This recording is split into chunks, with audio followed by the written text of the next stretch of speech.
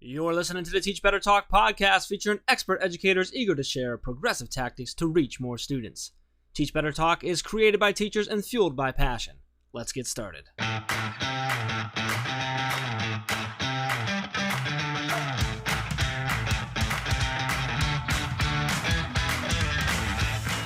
Hey everyone, welcome to episode 124 of Teach Better Talk. I'm Ray Hewert, and as always, I'm with my cranberry-hating friend, Jeff Gargis.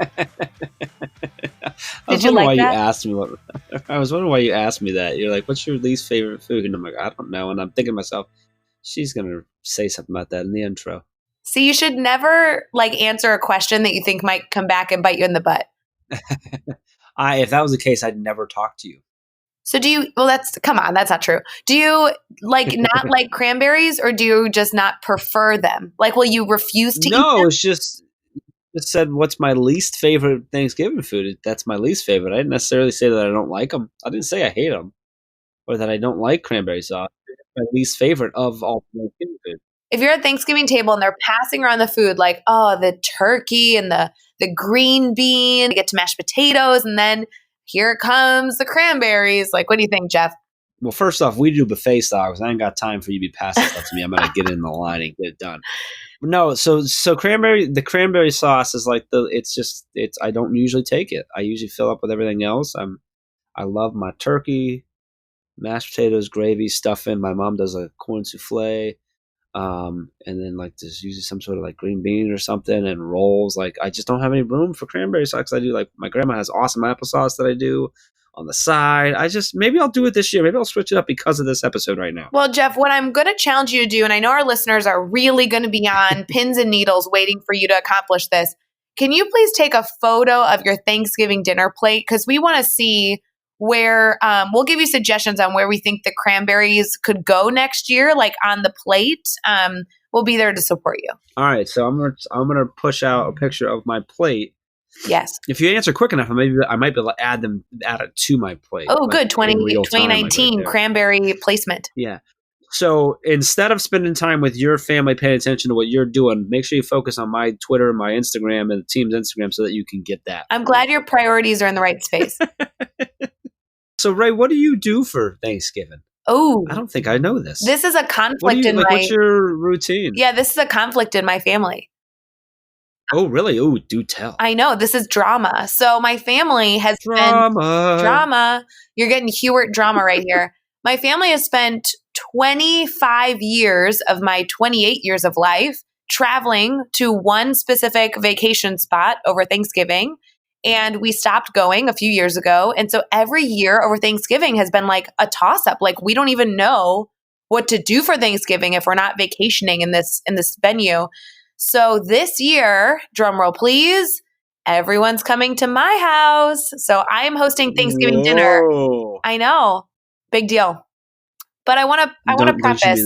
Don't you mean Dan is hosting Thanksgiving dinner? Good point. So Jeff is insinuating I don't cook. The reason I don't cook is because a week before my wedding, I almost cut off my own finger, and I had my entire wedding experience. I had an awesome cast on my hand. It's the running joke in my family. But the best part of this, Jeff, and you're going to be so excited to hear this, my father is traveling from Chicago to my house, and he is cooking all of Thanksgiving dinner. He's an amazing chef. We are so lucky to have him. And so while I'm hosting, my house is the venue, really, I will do nothing but sit on my butt and hang out with my mom. It's going to be great. Well, that's a good way to host right there. Oh, it's fabulous. I like it. Good stuff. Yeah. So I do want to make sure that we do a little challenge, because for those of you listening to Teach Better Talk on Thanksgiving Day, you know that our hashtag Teach Better November challenge for today was the challenge of giving yourself permission to spend time with family. It was this challenge of taking time for yourself. And so hopefully if you're listening to this episode, you have taken upon that challenge to really intentionally give your time and energy to those that you love around the Thanksgiving season. However, I think it would be cool to challenge people to a little Thanksgiving Teach Better Talk challenge. What do you think? Sure. What does that look like? Well, I was going to ask you, what's the main thing that our listeners should do on Thanksgiving besides spending time with family? Like, do they also need to take a picture of their plate? I'm just saying. No, they need to reflect on the things that they are thankful for and recognize all the awesome stuff that they have in their life. And they should definitely tweet that out or share that on Instagram and hashtag TeachBetter and TeachBetterTalk so that we can know what you're thankful for. What's awesome in your life? Like we joke about like eating and turkey and all that stuff, like in cranberry sauce, whatever. But like Thanksgiving's a really cool time. Like it's the holiday that makes you sort of stop and think about everything that you do have in your life. We can get into sort of a downward spiral of things that are challenging our lives or things that maybe we want that we can't get to or whatever. But it's really important to stop sometimes and think about what we do have in our life. And yeah, that's family, friends, stuff like that, but just in general. So I'd love to hear and see our listeners, if you're listening, like what you're thankful for. What are you thankful for this year? I really want to know. Jeff, do you want to know what I'm thankful for? What? I am so thankful that Jen Appel, who was a guest on our podcast, blew my mind with all her amazing stories. I love that you took the transition there. Nice work. Well, I was trying to make a bad Jeff Gargas dad joke, but mine was really sincere. I really, really am thankful for Jen coming on and sharing just greatness with us. Yeah, and she starts it right off with a bang, sharing something that I had no idea about her and that you probably didn't either. And it's really cool. Some really interesting facts about her and Sharon. So if you don't know Jennifer or Jen Appel, we had her husband Hans on back on episode 73. We finally got Jennifer on. She came out to the Teach Better conference. She blew minds there, and she did the same on this episode. This is a great episode. I'm so happy. Like this, I'm. Here's my dad joke. Ready? I am thankful that this is our Thanksgiving episode. Honestly, because this was fantastic. Oh, such a good Thanksgiving episode. Yes. So Jennifer is a teacher and she's an instructional coach at Enterprise Middle School. She's been teaching for 21 years. And she goes through sort of what all she's taught. She has a wide range of things that she's taught. She comes from, she talks about that she just always wanted to be a teacher. She comes from a family of teachers, fourth generation. And they do such an awesome job at EMS. In 2018, the school was awarded the ASCD Whole Child Award for the state of Washington and the Global Class Act Award for creating a culture of excellence through kindness, service, and empathy. They were also a finalist in the 2019 PBIS Film Festival, which is pretty cool. They took top prize in the community, parents, and staff category. Like, that's pretty awesome. They've got a really cool podcast that they do. Jennifer writes blogs and lessons for Character Strong. In 2018, Jen actually helped launch a blog about school culture and helped roll out that podcast, which is a student-led leadership podcast called Award-Winning Culture. It's hosted by the Wildcat Nation. So you can catch that on iTunes and everything. We'll make sure to include that in the show notes as well. Super awesome episode. So happy to have Jennifer on. She really shares some really, really cool insights in here. Ray, is there anything in particular that stood out that you really want people to pay attention to? Other than Maya? Yeah, you didn't even talk about Maya. I knew it. I'm going to just add this. Maya is their amazing sheepdog that is 7 years old that gets her very own shout out. So please go follow Maya on Instagram. It is totally worth it. And with that, let's get an episode 124 with Jennifer Appel. Hey everyone, it's Ray. We're going to get right back to the episode, but we have to talk about Mastery Chat real quick. Hashtag Mastery Chat is our conversation every single week over on Twitter, happening Thursday nights at 7 o'clock Central, 8 o'clock Eastern. I never thought a Twitter chat could be more intense, but holy cow, do I love Mastery Chat nights. Really rich discussion, educators from across the world, and I always leave with a new idea that I'm ready to use in my classroom Friday morning. Don't forget to mark your calendars for Thursday at 8 o'clock Eastern, and we will see you over on Twitter. Now let's get back to the episode. All right, we are here and we are talking with Jennifer Appel and Jen. I already did it. I did Jennifer and Jen. So I guess we're just going to figure out how I feel the whole time. Yeah, so totally super excited to have you on. We're already laughing, as you can tell, having a good time. I was just looking back because I wanted to see. We had your husband Hans on. He was number 73. Wow. So it was a while ago. It took us a long time to get you on, and I think we've all agreed collectively to blame Hans for that. Right. So it's right. his fault. That's fine. We're super I like excited to have blame. you out. Yeah, exactly. You were just out a couple weeks ago at the first ever Teach Better conference. You and Hans came out and helped us kick that thing off with a bang for the first year.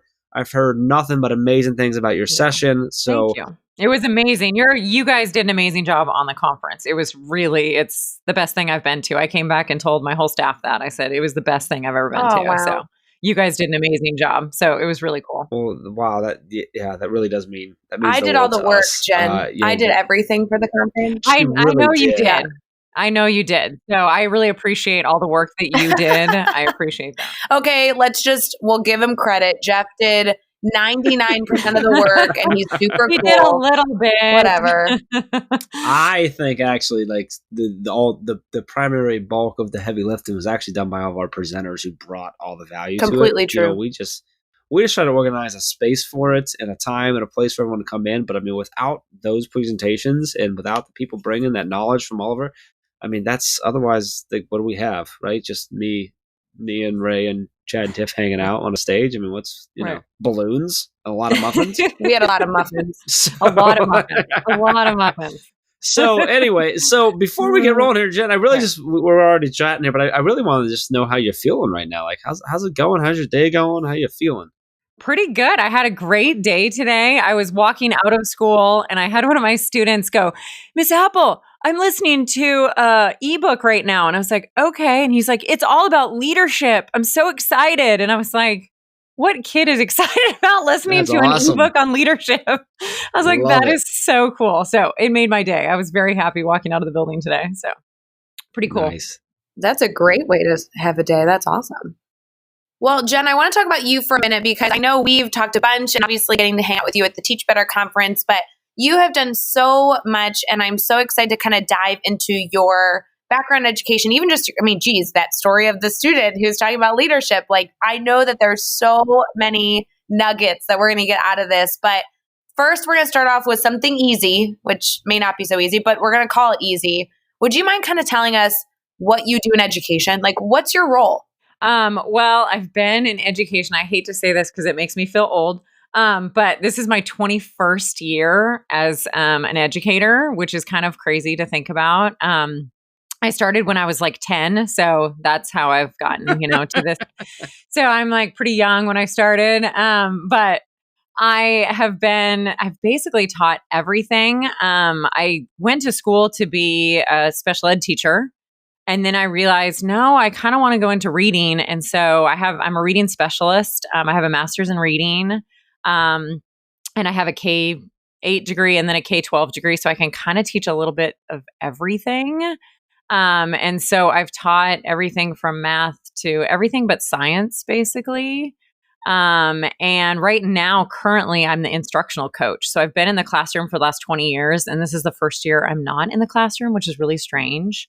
But it's kind of fun at the same time. So now I'm teaching teachers and kind of helping them along the way, which is kind of crazy to think about. But I worry that I wasn't impacted as many students, but I have to keep telling myself now I'm impacting all of the students in the school because I'm able to teach other teachers, about it. So I've been a college professor. I've kind of done a little bit of everything in education so far. I love it. So we got a lot to go off of here. So a lot of different jobs all over the place, 21 years, starting so young too. I know. we talk about failure a lot on this podcast. We talk about the failure and how we overcome it and stuff. And with that type of a career, with not just the length of time that you've been in education, but also the different positions you have, the different degrees that you've achieved and the different ways you've been working, and now in a new position this year. I'm excited to hear. Can you kind of tell us about the time you've had a failure in your career? Kind of tell us what happened, how did it make you feel, how did you overcome it, and then what did you take away from that? Yeah, that's a good question. And I think we always learn, like you said, that's how we learn is from our failures. And the failure I have is actually before I even started in education. And it was when I was in college and I was applying to get into the education program. And I had wanted to be a teacher since I could walk. I mean, I've never wanted to be anything else but a teacher. I come from a line of educators. And so I've always wanted to be a teacher. And so I went to apply to the education department and I couldn't get in. I didn't pass the initial testing.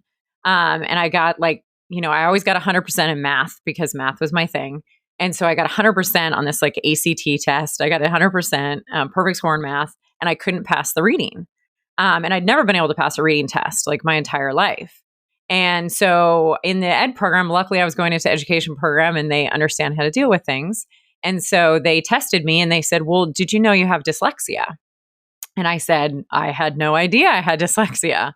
And so I had gone through my entire life and I didn't know I'd never been able to pass these reading tests, do all these things. And I apparently had dyslexia this whole time. So a few weeks later, we were at my parents' house and my husband, Hans, was my boyfriend at the time. And he was at the house with us and he happened to be going into psychology. And so he had started his psychology program, luckily. And my mom happened to work at my old high school and she had gotten my CUME file. So she'd gotten this file all about me when I was a kid. And I had just found out a few weeks earlier I had dyslexia and I was, kind of overcoming that. And we were going through this file and Hans happened to see this paper in there. And he said, do you know what this is? And I said, oh, I remember when I was in like second grade, like my teacher said, oh, she doesn't know how to read. She can't do anything. And so they had tested me for special education classes. And all I remembered was nothing happened from that test. And all of a sudden they gave me another test. And I said, I just remember the other test being really fun. And it was like all these shapes and all these weird things. And so I took this other test and I said, I don't remember the outcome of it. I just remember I took these two tests. And he said, well, this is an IQ test. And it happened to be the Woodcock-Johnson, which they don't use much anymore, but they used back then. And he said, you do know what your IQ is? And I said, I have no idea. I'm not very smart, so I assume it's pretty low. And he said, well, you have 156 IQ. He said, that's what it says. And I said, I didn't know much about IQ back then. And I said, well, what does that mean? And he said, well, Einstein's about 154. And I said, what are you talking? Like, I have a higher IQ than Einstein? Like, what are you talking about? And so come to find out, I actually have a genius level IQ, but I have dyslexia. And so they counteract each other. And that's why I could never pass a reading test. And so my whole life, I thought I was stupid. I thought I couldn't do anything. I thought I'm dumb. I don't know how to read, all of these things in my mind my entire life. Because I'd never been able to pass like a standardized kind of test. And come to find out from my husband that I was actually had a genius IQ. And then I started thinking about all the things that happened to me in school and the ways that I was treated because I basically had this low self-esteem about reading. And so teachers just kind of treated me like, oh, she can't read, just kind of ignore her. And in reality, I was a really good reader. I just had this block in my mind that I couldn't do anything. And then I started thinking about a few more things and I started asking Hans, I'm like, well, do people think this way? Because I thought not very smart people thought in pictures. Well, I have a photographic memory. And I thought that that's how people that weren't very smart thought. And apparently it wasn't that way. And I had no idea. I was the smart person. I just thought I was always stupid. And so overcoming that obstacle in my personal life made me so that I really had empathy for students going into it. And I changed my major. I was a special ed major. And I said, you know what, I'm going to go into reading because I don't want kids to ever feel the way I did about reading. And so that's why I became a reading specialist and basically changed my whole outlook on education and everything, the way that I thought about students. You know what I mean? Oh my God, are you the coolest person on the planet? Can we just end it right now? Yeah. There's Give her the no trophy way. later, we're just that was so we're gonna flip and talk about a success, but that was so. But let's do it. That was a really cool story. I really appreciate you sharing. That's really neat. I had no idea. That's really cool. So let's flip it though. Let's talk about a successful moment you've had. This could be big or small, but tell us what happened. Why was it a success for you? And then what did you take away from that? When I saw this question, I was kind of thinking about it, and I was thinking of a student in particular. This was back when I first started teaching, and I happened to be teaching history at the time. And I had this student in my class, and this was back when I gave, traditional tests. This was 17, 18 years ago. And I was giving a test, and I always let the kids, there was like an essay portion of the test, and I always let the kids do the essay at home. And then they would bring that to class, and they could basically like use their notes or whatever, kind of write the essay ahead of time. And so this little girl, it was a sixth grader, I think at the time. I was teaching sixth grade, and she came in and she got the test, and she just started bawling, like crying. And so I, of course, like every teacher, I went over and I talked to her. And so I took her out in the hall. I finally got her to calm down. Well, she had forgotten her essay. She'd forgotten her notes at home. And so I said, don't worry about it. Let's just do the rest of the test, and then let's just finish it tomorrow. It's no big deal. Not a problem. Don't even worry about it. You're going to be fine. And so she went in and took the test. She came back the next day, did it, whatever. So I had this, kind of a relationship with this student because of this one incident, et cetera. So years later, probably, I don't know how many years later, probably 8 or 9 years later, I was a college professor at the local university, and I was teaching teacher prep classes. And when you start the program, you have to go through these interviews in order to get into the program. And so part of their interview, they have a little portfolio, et cetera. Well, this student who was in my class in sixth grade, was now going to the university I was teaching at. And she came in, and we were doing the interview, and she came in. I said, oh my gosh, how are you? We introduced her, talked again. And she said, well, can I show you something? And I said, of course. And so she opened up her portfolio. And one of the things they had to do was write an essay on basically why you wanted to be a teacher. And she goes, I wrote the essay about you. And I said, what are you talking about? And she said, you're the reason that I'm here, and you're the reason I want to be a teacher. And so she wrote this essay like years later, and she goes, it's because, and she recalled that one incident where I was just being a teacher, like everyone does, and understanding her. But she came back years later and said, basically, I'm going into education because of you. And now she works at our district, and she's a wonderful teacher, and It's amazing. But it was just that it's the small things that make a huge difference that you kind of forget about until someone reminds you of them. You know what I mean? Absolutely. Oh my God, Jen, I wish that we have a lot of people on this podcast, but I could listen to you talk for hours. Like, you are so full of stories and just, oh my God, I don't know. Jeff, am I a complete loser? Oh yeah, it has nothing to do with this. I'm just saying. I'll tell my story. I'll tell my storytelling teacher from college that you're proud of me. They were telling a story. So no, between your struggle as a student, which I can completely empathize with, I was like hanging on every last detail, and then your story about inspiring a student that you had by simply seeing them as human beings and the impact you had long term. I don't think there's anything more that you could want in your, teaching career, is wanting to support a student in a way that serves them. And I think that's so fabulous. Thank you.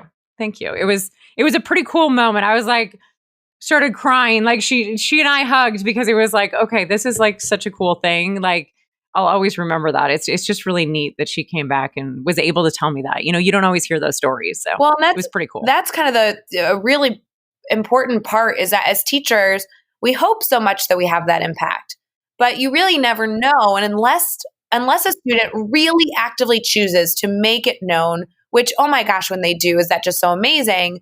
But unless they really take that effort, it doesn't mean that you didn't make an impact. It just, nobody told you about it. Right. And I really exactly realize that as a teacher, is that I try so much to go back to my mentors to ensure that they know, because it's so valuable for a teacher to hear the impact that they had. Right. And it reminds you to do those things. It reminds you to do the little things. I tell my students that all the time. I try to teach them that, like, you have no idea what one little small thing that you do for somebody will make a huge impact on their life, It's totally true. So with everything you're involved in, geez, you've told 2 incredible stories, and I've gotten to learn from you at the Teach Better conference. Holy cow. there must be so much that continues to keep you inspired and excited about education. But if you had to pick one of the major elements that you're just so excited about for education, what would you choose? I think in my new role, I think that the thing I'm excited about is just innovation, thinking of new ways of doing things. I think I was trained as an elementary person. I would never teach over second grade. And now I've taught middle school for I don't know how many years, for like 19 of those 20 years. But that was my training, was just like that innovative part of it and that creativity. I think that that's the thing I'm excited about is I want kids to get back to that. I want them to be creative. I want them to think it's okay to think outside the box. It's okay to have crazy ideas because one day you could be Google. I mean, who knows? Like someone thought they were crazy. So I'm really excited about that aspect of it, is bringing that like creativity and innovation back into our classrooms. And it doesn't necessarily have to be through technology. It doesn't have to be through a computer. It can be through anything, anything that excites people and really wants them to learn more and try something new. That's the part I'm excited about right now. I say the crazier, the better. Yeah. Me too. So with that being said, how do you make that happen? How do you make that a norm? What type of advice would you give to a teacher that wants to achieve all these amazing things, wants to ensure they're reaching students in that way? What would you say to them? What would be your tip? Well, I think the biggest thing is that you have to keep learning. As teachers, we're expecting our kids to learn new things all the time and be creative and do all these things. You have to do the same thing as a teacher. Like I'm constantly learning new things. I'm constantly like researching things and looking things up because I don't know it all. I don't know everything. And so I'm constantly having to learn new things. I tell the kids that all the time, like, I don't know how to do a TikTok video. I don't know what I'm doing. So I have to like look it up and learn from someone else. I had no idea how to do Instagram until like a couple years ago. And then someone showed me, I was like, okay, I'll try this. Like I have no idea. So I think as a teacher, you have to be willing to learn and open-minded to learning new things, even if it's not your favorite. So, even if you don't like music, maybe you need to learn something about it. Maybe push yourself in that direction to try something new. So as a new teacher, that would be my advice. Don't just do the 15 credits you have to have every 5 years to renew your certificate. Like be a learner, like wanting to learn about anything and everything, not just in education. Just be willing to learn anything. Well, and you build such better relationships with students that way. Absolutely. That's such good advice, even outside of being a teacher, just in life in general. Right. Just continue to be a learner every day, trying to learn something. I love that. That's awesome. So, all right, let's have a little bit of fun. Okay. We're going to do the next 6 questions, and your goal is to answer each one in 15 seconds or less. Are you ready? Okay. I think I can do it. I'm ready. All right. What is one ed tech tool? Not what, Ray? Jeff, she's a genius. She's going to rock this out. You might as well just give her the trophy now. I should have never told anyone that story because now they're going to think I'm supposed to be really smart. Oh, no. They're going to expect more from me. I'm like going to ask you right now to retell that story. I just want to hear it again. All right, here we go. What is one ed tech tool you cannot live without? Right now, Google, because I'm the new tech coach and I don't really know anything, so I have to Google it. Give us the book that you're reading right now. The audiobook I'm reading is Moment of Lift by Melinda Gates. My personal book I'm reading is Educated by Tara Westover. And my education book I'm reading right now is Ed Renelin, but Rush by John Meehan. Who do we need to follow on Twitter or Instagram today? On Instagram is my dog Maya. It's Maya.Shelty, and she'll just make you smile every day. And then on Twitter is Don Epps because he's Don Epps, like he makes me laugh every day. Like I love him. Give us a good YouTube channel or website for educators. Newsella. I love their site, all their articles. How about a daily, weekly, or monthly routine every teacher should get into? Exercise. I exercise every single day for at least an hour, and it'll save your life as a teacher. And what is the best piece of advice you've ever received? Be yourself in your lesson. Don't just follow the formula or script. Put your own personality into it. She killed it, Ray. I know. I told you she would. Get that trophy sent over. Jen, I just want you to know I was totally listening, but I did also search and follow Maya on Instagram. Okay, good. She'll be so happy to have you following her. She just makes you smile. She's adorable. So. She's the most adorable dog. She really is. I'm not biased at all being her mother, but We are totally on the same wavelength. I think we could have done this podcast episode without Jeff because you are totally speaking my language. We could have talked for hours. Oh, yeah. Totally. Yeah, about the whole dog mom. I mean, absolutely. There are children. Yeah. Mm-hmm. Mm-hmm. Well, Jen, I'm really excited to ask you this last question because I really think that while our listeners are absolutely going to follow Maya, I also want them to connect with you and continue this conversation because this truly, truly is only the beginning. So would you mind kind of sharing how our network can get connected to you if they're not already? Yeah. So my Twitter is Jennifer M. Appel, and Apple spelled funny, Appel, on Twitter. And then on Instagram is award-winning culture, @award-winning-culture. And then you can go to our website, awardwinningculture.com, and that has the blogs and the podcast and everything you would want, just the highlights and other fun stuff. So that's the best way to connect. And, you can find all the links and resources and everything we talked about in this episode over at teachbetter.com, as well as those really important links for connecting with Jennifer. So head over to teachbetter.com for all of that. Be sure to hit subscribe so you don't miss any upcoming episodes. And if you can give us a rating and review, we'd really appreciate that as well. And let's keep taking this one step further, thinking of just 3 of your colleagues who need to hear these amazing stories and share this podcast with them. Jen, this has been phenomenal. Thank you so much for coming on. I'm so glad that we were able to bring you out to the conference and connect in real life and share your story there and then bring you on the podcast and share you here. We really, really appreciate your time and your energy and your just simple awesomeness. Thanks so much. Thank you. Thank you for having me. I really appreciate it. Thank you. And until next time, let's get out there and let's teach better.